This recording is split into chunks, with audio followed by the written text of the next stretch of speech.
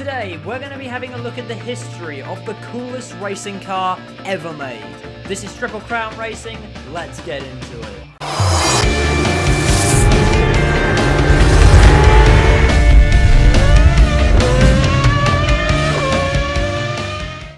When there has been a lack of racing news, or I've just so happened to come across some spare time, I've enjoyed making videos about weird racing cars. So far, we've had the Lotus T125, the Ferrari 637, and the APR Toyota Prius.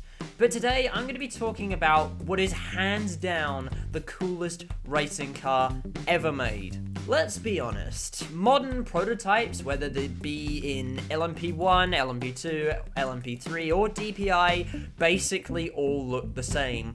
While I know there are intricate visual differences between them, they're basically a rectangle with a bubble cockpit, a shark fin, and some wings.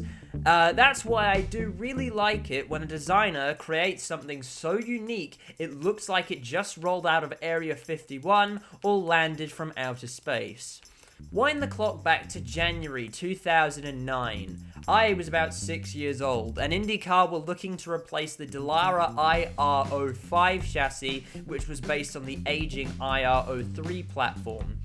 Ben Bowlby, who had been big in race car design up to this point, proposed his design and with financial backing from Chip Ganassi, unveiled the DeltaWing concept at the 2010 Chicago Auto Show. The car was designed with the idea of significantly reducing drag with the intention of being quicker than the IR5 in both the corners and on the straights.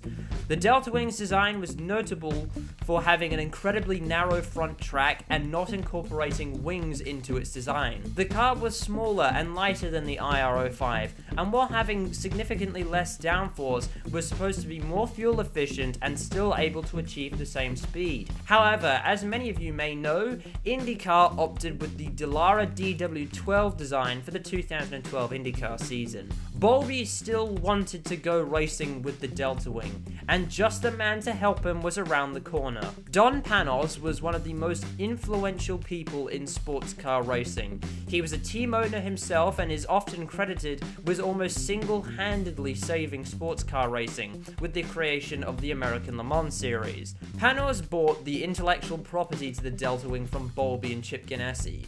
Nissan also jumped on the bandwagon, and Bowlby was also hired to work on the project, given that he was the man who originally designed the car in the first place. Under the banner of Project 56, the DeltaWing was given a Garage 56 entry into the 2012 24 Hours of Le Mans. Garage 56 is almost its own separate class for cars built with the aim of promoting technological advancements. Naturally, being the most aerodynamically advanced car that had ever been built, the DeltaWing got the invite. The car was run by Highcroft Racing, and Marino Franchitti, Michael Krum, and Satoshi Motoyama were tasked with driving the thing. So testing for the race rolled around. It was time to see if the idea of a car that was lighter and more aerodynamically efficient but less powerful than the other prototypes would actually work in practice. To put this into perspective, an LMP1 car of the time produced around 530 horsepower, which is equivalent to 395 kilowatts from the engine alone, with an additional 300 horsepower, which is 223 kilowatts, being added by the hybrid system. An LMP2 car of the time produced about 460 horsepower, which is the equivalent of 343 kilowatts. The DeltaWing, with its Nissan 4-cylinder turbocharged 1.6-litre unit, produced 300 horsepower, which is equivalent to 223 kilowatts. However, you have to take into account that the DeltaWing was lighter and more aerodynamically efficient than all of the other prototypes. And to a certain extent, it worked.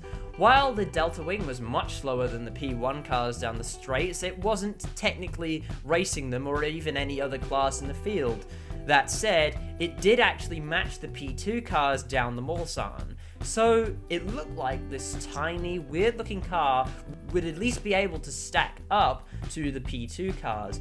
And apparently it could have gone even quicker, but the FIA and the ACO didn't want it beating the regular P1 contenders, so the turbo boost pressure was lower than it could actually go. So did it actually stack up when the main event rolled around? No. The DeltaWing qualified 29th with a lap time 4.5 seconds slower than the leading P2 car, but again, technically, it was in a class of its own. That said, the racing world were obviously going to compare the DeltaWing to other conventional race cars. So the big race rolled around. And it didn't finish, because none of the cool cars at Le Mans ever do. The DeltaWing was doing okay, bar a few technical issues.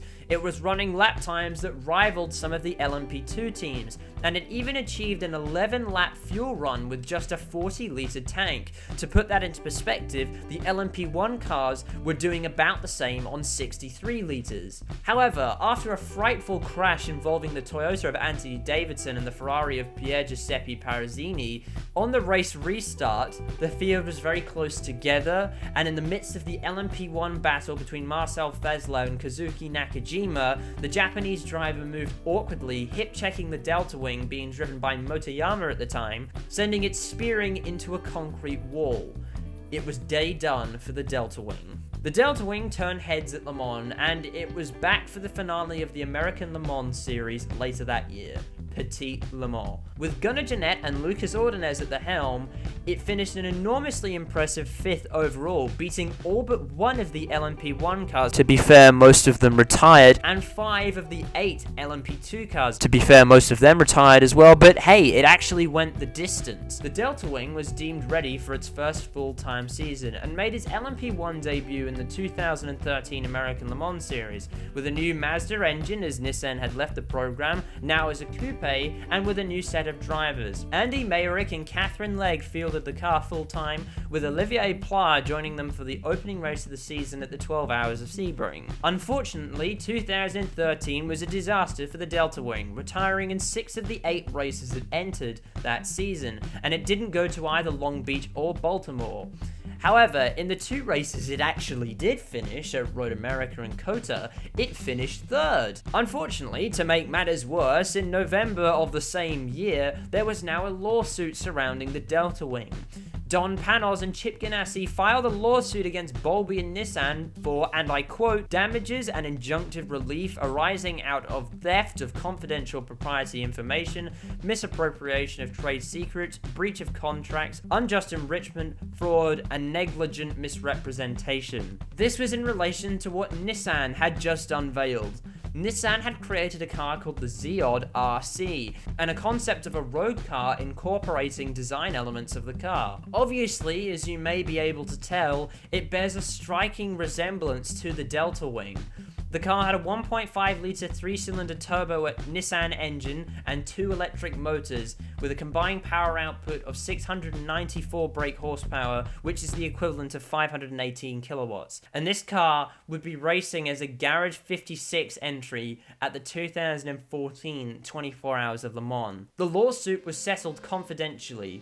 Nobody really knows the outcome of the lawsuit, but presumably it meant that Nissan was still able to keep working on their concept car and they could still race the Zeod RC. 2014 saw the DeltaWing lag at the back of the newly formed Tudor United Sports Car Championship, with the highlight of the season being a 4th place at Petit Le Mans. The Zeod RC went to Le Mans for what would be its only ever race. The car was driven by Satoshi Motoyama and Lucas Ordonez, who had both driven the DeltaWing in its first ever year of competition, as well as Wolfgang Ried. Unfortunately for Nissan, the car was 5 seconds slower than even the slowest P2 car in qualifying and retired from the race due to a gearbox problem. Despite this, it became the first ever car to complete a lap of the Le Mans track, as well as achieving 300 kilometers per hour on electric power only. And it was the first car, as I said, to achieve either of those things. The DeltaWing would lag behind in the prototype category in what would become the WeatherTech Sports Car Championship for the next 2 years. For the 2017 season, a new category of race car would be introduced: DPI. The introduction of DPI saw regulation changes that outlawed the DeltaWing, and in November of 2016, it was confirmed that the DeltaWing's days were numbered. We wouldn't see much of the DeltaWing after that. However, in 2018, Don Panos, who had been involved with the DeltaWing project since Project 56, died at the age of 83. At the time of his death, that year's running of the Petit Le Mans was just over a month away. It was decided that the DeltaWing, along with a Panos Esperante GTR1, would complete a demo lap around the circuit in tribute to Panos at the race that he created along with the American Le Mans series in 1998. So here we have arrived at the end of the DeltaWing story. When it was created, Ben Bowlby envisioned a new future for motorsport based on his creation. More than 10 years later, it looks like that future wasn't realized. Ultimately, results-wise, the DeltaWing never really achieved very much.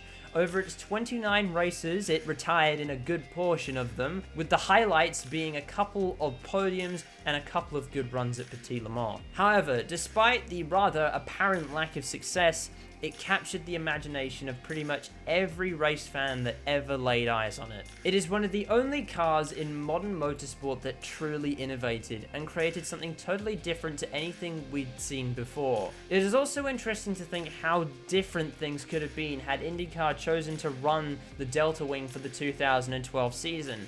Perhaps the motorsport landscape would be completely different to what it is now.